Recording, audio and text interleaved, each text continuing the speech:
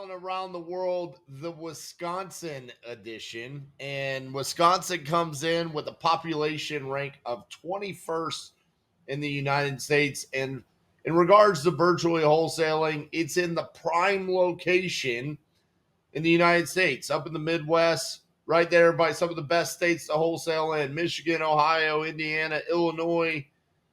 But personally, I've never really loved wholesaling in Wisconsin. It's always been, in my opinion, one of the weakest states in the Midwest, and our volume in Wisconsin kind of mirrors that. And I honestly can't put my finger on why I've always felt that way or why our results have not been better inside of the state of Wisconsin.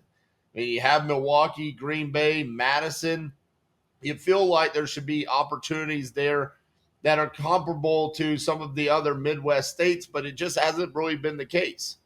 And even inside of Milwaukee, with as great of a city as Milwaukee is, it's always just been kind of a oddball for us in regards to both acquisitions and dispositions.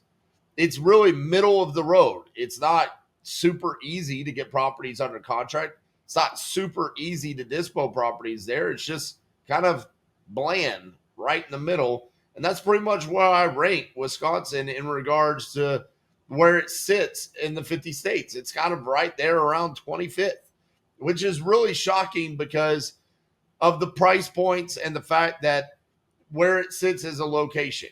I would think it would be closer to being in the top 10, but it's not. And going back to 2020, when we started wholesaling in all 50 states and we started doing marketing in Wisconsin, I had high hopes for it, and I thought it was going to be better. I really thought that Milwaukee would end up being similar to like a Detroit, Michigan, or a St. Louis, Missouri, where we have done an astronomical amount of volume, but Milwaukee just hasn't ever really kind of lived up to that. It's always been a little bit weird in regards to comping and underwriting.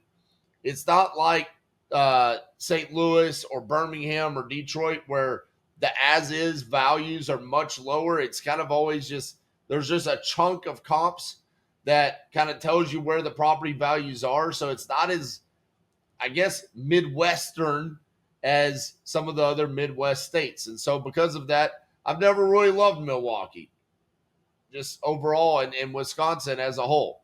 The one thing I will say that I've loved about Wisconsin is our freaking logo there. That thing is one of the greatest logos ever created. So you got the University of Wisconsin, they're the Badgers. You got the Green Bay Packers, which they're the cheese heads, right? They all wear the cheese heads. Cheese is made in Wisconsin. And so you got an angry badger eating a block of cheese. What a great logo. That's really the thing I love the most about Wisconsin. Now, looking on the regulation side of things, we do have regulations in Wisconsin. So you've got the Wisconsin Real Property Wholesaling Regulations. And the summary is Wisconsin requires wholesalers to disclose their status as a wholesaler to sellers before entering into a purchase agreement. Sellers then have the right to rescind the agreement if that disclosure is not provided prior to the seller signing the contract. So wholesalers must provide written notice of their status as a wholesaler before executing a purchase agreement.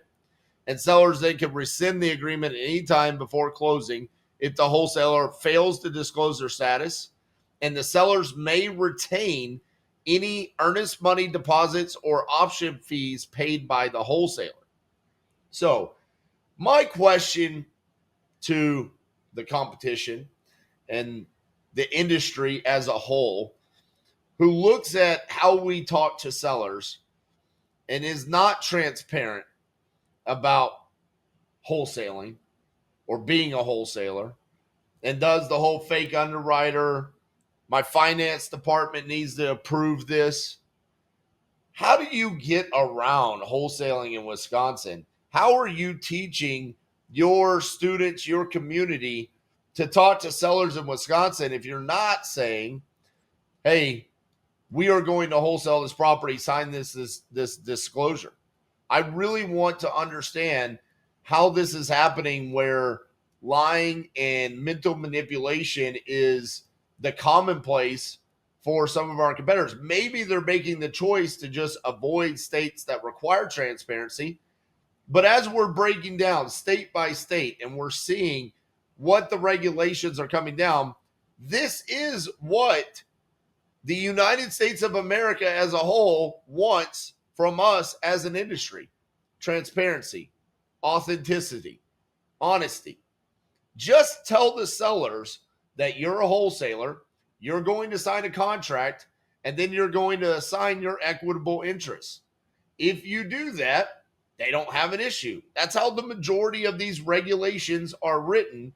And so, looking at this law that now is in Wisconsin, I just think that this is an opportunity potentially for Wisconsin to become a better location than where it currently sits for me as a virtual wholesaler. If my competition is not willing to be transparent and tell the truth about what they're doing with these sellers' properties and how they're going to wholesale it and assign their equitable interests, I have no problem with that.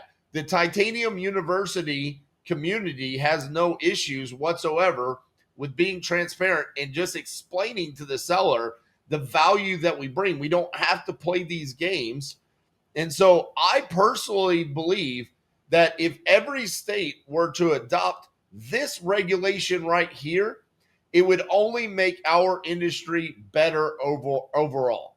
I welcome this regulation right here, because what I think is going to end up happening is it's going to weed out the bad apples inside of our industry. It's going to get rid of the lying and the manipulation and the really pulling the wool over sellers' eyes and making where we pretend that we're an in buyer when we're not. And listen, I'm not saying I was always perfect at this, because I came up under the pretense that we weren't supposed to tell sellers the truth and be transparent about what we were actually trying to do. So now seeing that there are no issues with this, and yes, does sometimes that lead to us not getting a signed contract? Absolutely. And that's okay. It's the seller's right to know whether or not they want to sign a contract with a wholesaler or if they don't. The same way it's their right to sign a listing agreement with a licensed realtor or not. Are we the right solution for their needs? And in this circumstance, inside the state of Wisconsin, I absolutely welcome this regulation. Now, this regulation has been around for a minute now. So for those of you that are currently wholesaling inside of Wisconsin, how has this impacted your business? I would love to know inside of the comments, especially those of you that are doing volume inside Wisconsin. Is this kind of one of those unregulated regulations, right? There's no one out there enforcing it. Or inside the state of Wisconsin, are they heavily regulating this and making sure that the wholesalers are abiding by this? And I'd also be curious to know, how are the sellers now aware of the fact that they can terminate a contract, keep the earnest money deposit if they did not receive a disclosure up front? That's the main question that I have about this: is how do the sellers know what their rights are now? Because they're unrepresented. They don't have that licensed realtor. Are title companies telling them? Are the closing attorneys telling them? I don't know what the answer is there, but I hope more and more states adopt this regulation to help our industry start doing the right things. Let me know what you guys think in the comments. Show me some love and let me know. Do you agree or do you disagree about where the state of Wisconsin lies in rankings? Is it in the 20s? Is it higher? Is it lower? Let me know in the comments. Make sure you like today's video. We'll see you guys tomorrow.